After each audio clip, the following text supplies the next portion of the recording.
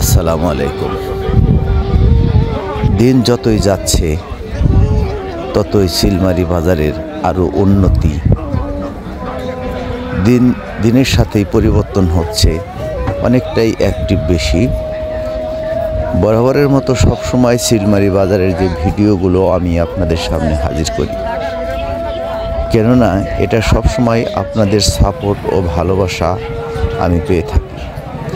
চেনা অজানা মুখগুলো আপনাদের সামনে সবসময় দেখানোর জন্য চেষ্টা করি। জানি না ভিডিওগুলো আপনাদের কেমন লাগে।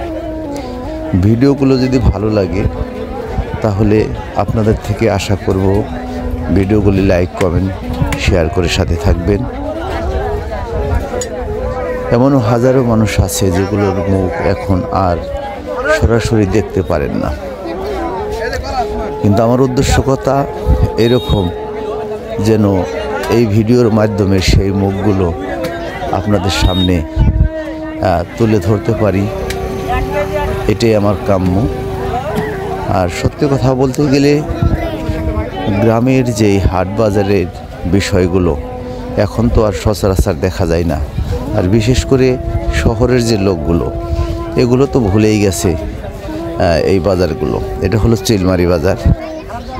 আর চিলমারীর বাজার, যারা চিলমারী আশপাশের লোকজন আছেন, দূর দূরান্তও আছেন, সবাই কিন্তু এই বাজারের সাথে মোটামুটি পরিচিত। ছোট্টবেলার সেই স্মৃতিগুলো আজও যদি কারো মনে পড়ে তাহলে আপনাদের মনে থাকবে যে 5-10 টাকার মিষ্টি কিনে খাওয়া সেই গল্প। এখন তো আর সেরকম দেখা যায় না সচরাচর।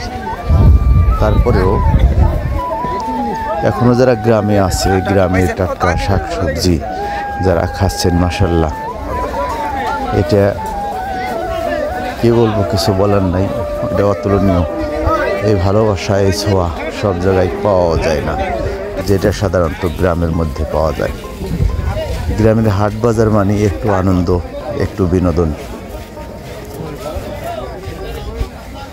সারাদিন কৃষকের ক্লান্ত শরীরে সর্বশেষে সন্ধ্যার সময় এই চিলমারী বাজার এসে এক কাপ চা খাওয়ার মজাটাই যেন আলাদা, একটু ভিন্নতা। বাজারের মধ্যে প্রকাশ পায় সারাদিনের যেন ক্লান্তি একেবারে দূর হয়ে যাওয়া। তো আলহামদুলিল্লাহ, আমি তো ভালো আছি। আপনারা কেমন আছেন সবাই জানাবেন। আল্লাহ